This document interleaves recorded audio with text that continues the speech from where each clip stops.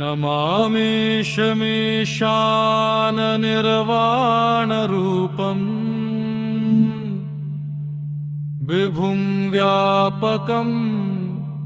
ब्रह्मवेदस्वरूपम् निजं निर्गुणं निर्विकल्पं निरीहम्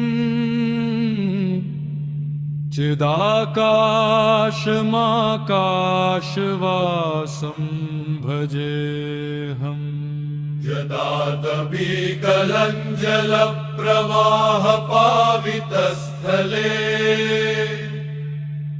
गलेवलम्ब्य लम्बितां भुजङ्गतुङ्गमालिकाम्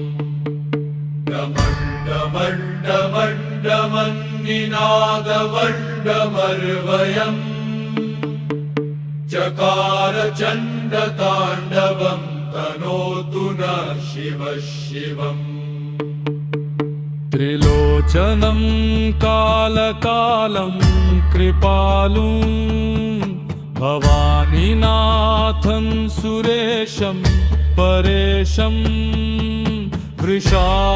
वृषारूढमाद्यं जगदेकबीजं महादेवं ईशं हृदि भावयामि महाकालकालं महाभीषणं तं श्मशाने वसन्तं मनुष्यस्वरूपं भुजङ्गाभिरामं कृपापूर्णनेत्रं भजे पार्वतीशं सदाशिवमित्यम् कपालं त्रिशूलं डमरुं वहन्तं करालं विशालं सुरैरर्चमानं गिरीशं गणेशं गुणतीतरूपं शिवं शङ्करं शम्भुमीशानमीडे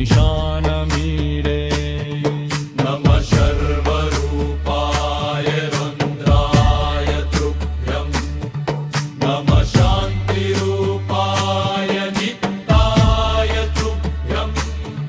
नमः पार्वती प्राणनाथाय शम्भो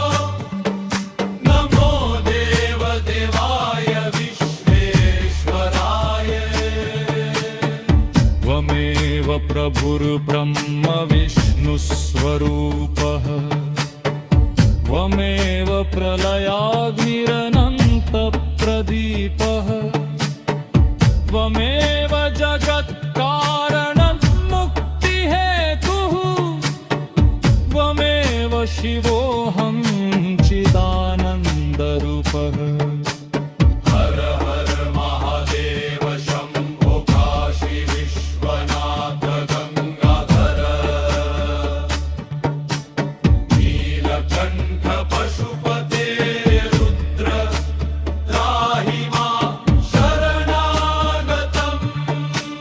करचरणकृतं वक्कायजं कर्मजं वा श्रवणनयनजं वा मानसं वापराधं विहितमविहितं वा सर्वमेतत्क्षमस्व जय जय करुणाब्धे श्रीमहादेव शम्भो